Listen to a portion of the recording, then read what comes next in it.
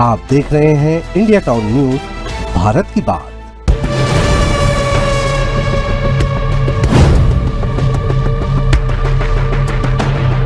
जर्जर भवन, रिश्ते छते और खुले आसमान के नीचे पढ़ाई करते मासूम। यह तस्वीर जो आप स्क्रीन पर देख रहे हैं, यह देवास जिले के सोनकक्ष विधानसभा के ग्राम सिखेड़ी की है।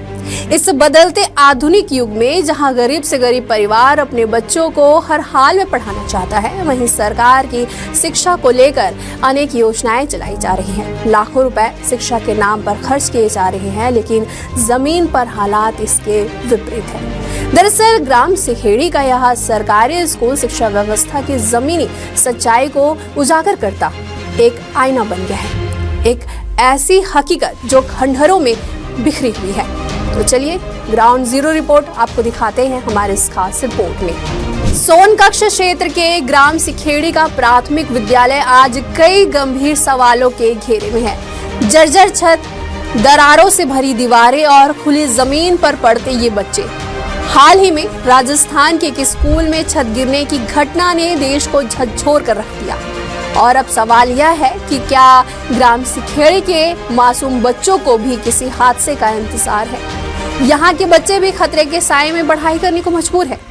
ना छत सुरक्षित है, न दीवार टिकाऊ, न बिजली, न पीने के पानी, न शौचालय, न बैठने की जगह।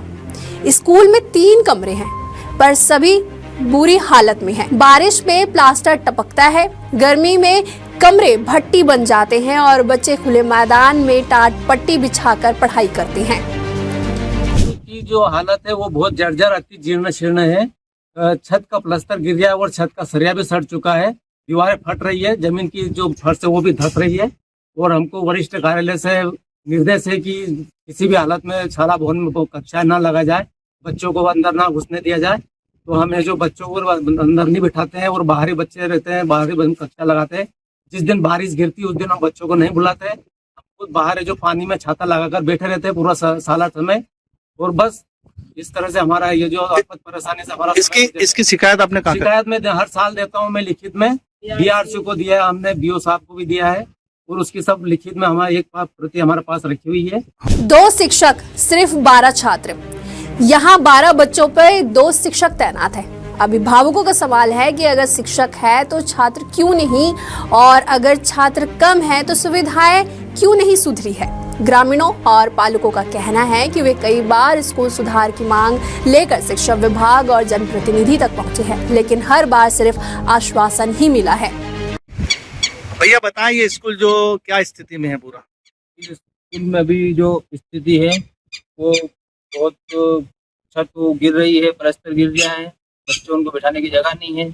यहाँ सर मैडम आते हैं और परेशान होकर बेचारे पानी में चले जाते हैं। क्या करें सर, क्योंकि स्थिति बहुत खराब है, छत गिरने की संभावना है। बच्चा अगर गिर जाए तो उसके जिम्मेदार कौन रहता है? क्या चाहते हो आप? हम ये चाहते हैं कि इस स्कूल की मरम्मत तो नहीं होगी, क्योंकि पूरा नया ही बनेगा। तो मरम्मत करो तो पूरा सरिया सड़ चुका है उसका अंदर से। वहीं भाजपा नेता ने भी चिंता जाहिर करते हुए कहा है कि बच्चों के भविष्य से समझौता नहीं होना चाहिए। एक तरफ डिजिटल शिक्षा की बात होती है और दूसरी तरफ यहाँ तक बच्चे फर्श तक से भी वंचित है। ये प्राथमिक विद्यालय सिखेड़ी का भवन है, और भवन बिल्कुल जीर्ण शीर्ण और जर्जर हो गया है, और अतिशीघ्र ये आशंका के ढहने वाला है। और अभी राजस्थान के झालावाड़ में एक स्कूल ढह गया, जिससे कई बच्चे काल के गाल में समा गए। तो बहुत दुखद घटना वो हुई है। उसको देखते हुए ये विद्यालय जल्दी से, ये भवन जल्दी से जल्दी बनना चाहिए, ऐसी हमारी मांग है।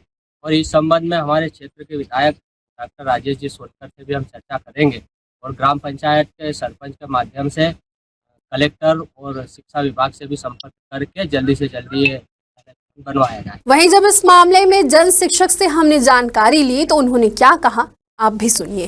उनका जवाब भी आया कि इस विद्यालय में कक्षाएं न लगाई जाए, जिसमें उपयंत्री जनपद शिक्षा केंद्र सोनकक्ष और साथ में विकासखंड स्रोत समूह दोनों का ही पत्र था। और ऐसी स्थिति में बच्चों को बड़ी दिक्कत आ रही है कि पूरे गांव में भी ये किया कि कहाँ बच्चों को बिठाया जाए, लेकिन वास्तव में वहाँ पर बैठने की ना तो गाँव में जगह है, ना उस विद्यालय में बिठा सकते।